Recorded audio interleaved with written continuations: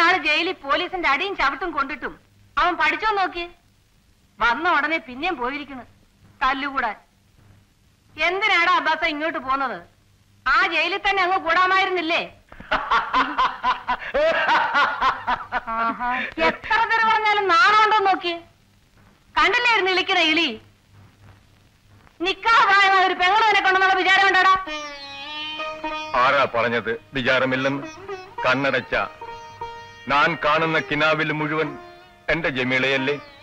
ഇല്ലെങ്കിൽ ബോംബെയിൽ ദാതയായിരുന്ന ഞാൻ ഉമ്മ മറിച്ച ഉടനെ എന്റെ പെങ്ങളെ കാണാൻ വരുവോ?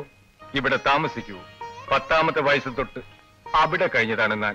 ഇനി എവിടെങ്കിലും പോയി തല്ല വഴക്കം ഉണ്ടാക്കിയെന്ന് ഞാൻ അറിഞ്ഞ നിന്റെ ചന്തിക്കെട്ട് ഞാൻ തല്ലു തരും. അയ്യോമ്മ തല്ലിക്കോ, പക്ഷെ ചന്തിക്കെട്ട് മാത്രം തല്ലരുത്.